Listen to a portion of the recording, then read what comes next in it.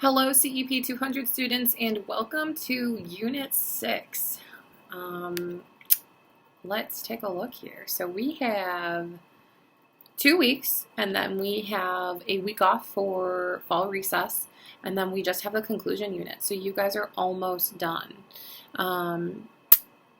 Let's take a look at the previous unit. So I know I have a couple of emails in my inbox right now from students regarding submissions or grades just from the previous unit. So I will be getting back to those. I plan to make some time tonight to get to those emails. So just hang tight for me and I will make sure that you get a reply within my promised 48 hours.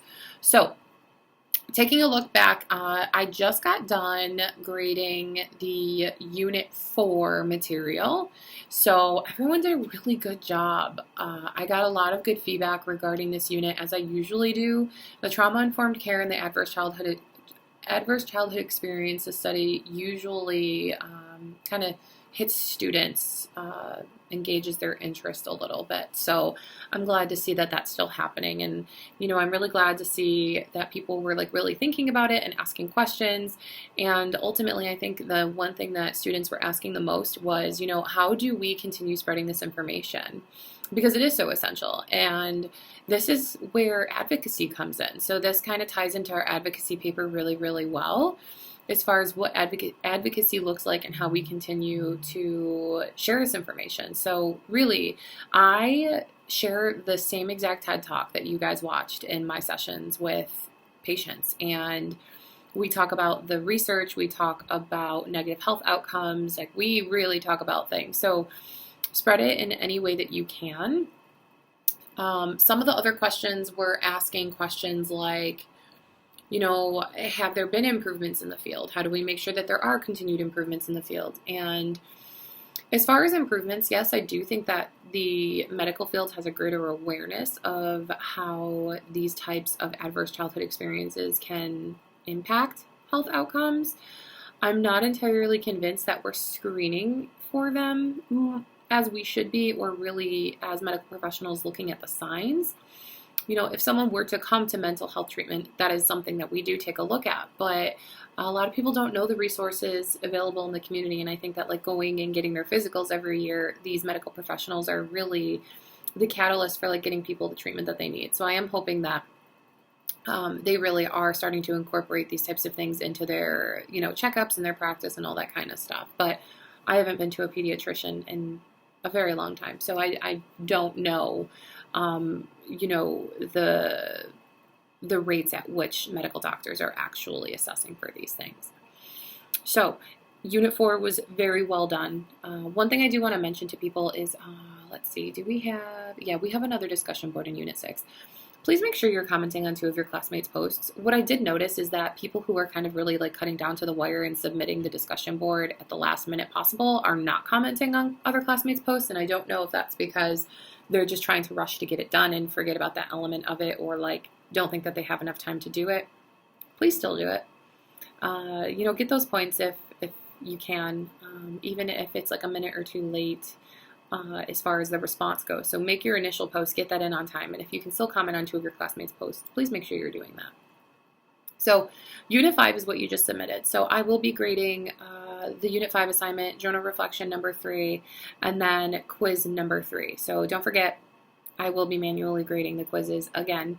So if you didn't get a grade that you were happy with, that is something that I go back and I take a look at. So Unit 6. We are taking a look at counseling in schools and universities. So we are looking at school counselors and student services and college advising. So school counselors are your formerly known guidance counselors. They did have a name change. There is a purpose for it, and they will correct you if you call them guidance counselors. So they are school counselors. You are going to read chapters 12 and 13, which are the chapters dedicated to these 2 professions within Helkowski.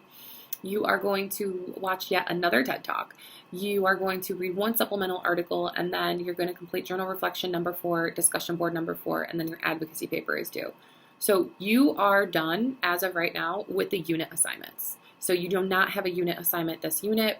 You will have a cumulative assignment in the conclusion unit, which is structured like a unit assignment, but it's one that's going to take a lot more time because it's actually out of 100 points instead of the normal 20. So Unit 6, your advocacy paper is due. I did get emails regarding APA format, some questions about like the format just in general with the paper. If you have questions, please reach out to me.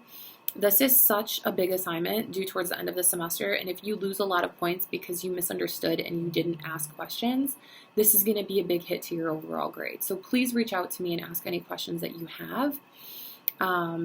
Discussion board number 4 is a reflection of the TED Talk. So it's not like a separate assignment where you have to go and do something else or watch something else. So watch the TED Talk, complete the questions associated with discussion board number 4. And then for discussion board number 4, I just need to pull up my notes because I'm pretty sure I know what the prompt is by memory, but I don't want to give you guys the wrong one.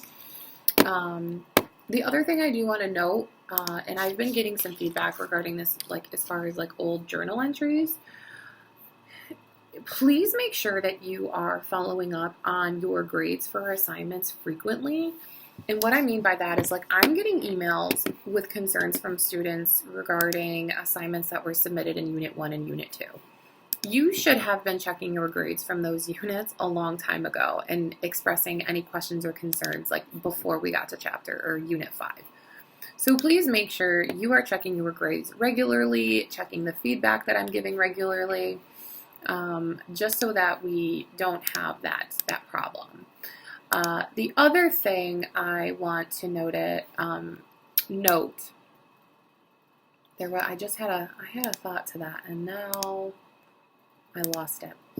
There was another thought to that. As far as feedback goes, if you're doing really well, I don't have a lot of feedback to offer other than like really good or nice job or whatever that might be. If you're struggling or like your assignment is a little short or maybe you're getting points taken off or whatever that looks like, you will see more feedback from me. So if you're doing well and you're not getting a ton of feedback from me, like that means that you're doing a really good job. I pretty much offer feedback for people who seem to be struggling or like need a little bit more direction. So just to keep that in mind. So for journal number 4, what you are going to reflect on is what are some duties of college and school counselors, and what do you think some of the most common issues that students come to them with? So I want you to tell me what are the most common issues that students would go to college counselors for, as well as common issues that kids and adolescents would go to their school counselor for, okay?